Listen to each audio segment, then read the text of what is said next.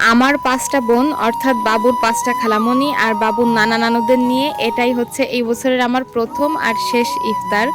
ভিডিওটা আসলে স্মৃতি হিসেবে রেখে দেওয়ার জন্যই করা। ২০২৬ সালের এটাই আমার বেস্ট ইফতার হবে আর কি। তো প্রথমেই তো দেখলেন বাবুর নানা খুব ভালো মাঠা বানাতে পারে, সে মাঠা বানানোর কাজে ব্যস্ত। এদিকে বাবুর সেজো খালামণি কিন্তু পেঁয়াজি, বেগুনি, আলুর চপ এগুলো বানানোতে খুবই এক্সপার্ট, সে সেটাই করতেছে। সব ইফতার আইটেমগুলো কিন্তু আজকে চুলাই ভাজা হবে। আমরা উঠানে নামাই নিছি, ছোট্ট একটা চুলা আছে আমাদের, মিনি চুলা বলতে পারেন। তো বাবুর মেজো খালামণি আবার জালটা ধরাই দিচ্ছিল, আর বাবুর নানা তো এদিকে মাঠা বানানোতে ব্যস্ত ছিল। আসলে আমরা যে যে কাজটা ভালো পারি সে সেটাই করতেছিলাম। বেগুনি বানানো হবে, তাই গাছের একদম ফ্রেশ বেগুন তুলে নিচ্ছিলাম।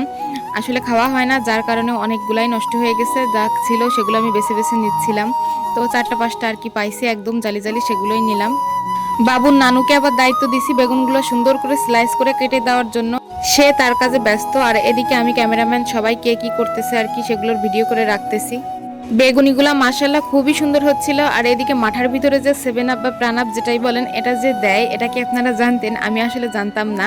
তো আজকে এটা টেস্ট করে দেখবো যে কেমন হয়েছে।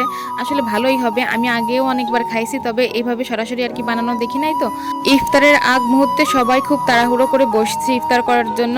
আসলে অনেক মানুষ তো, যার কারণে সেভাবেও গোছাতে পারিনি, যেভাবে পারছি সেভাবে টুকটাক আর কি করছি। এদিকে বাবুর নানু খুব সুন্দর করে কিন্তু চিরাটা মাখাইছে। যাই হোক, ২০২৬ সালের এটাই আমার বেস্ট ইফতার। ওই যে মানুষ বলে না, সব ভালো যার শেষ ভালো তার, আলহামদুলিল্লাহ আমার শেষটা কিন্তু অনেক ভালো কাটছে।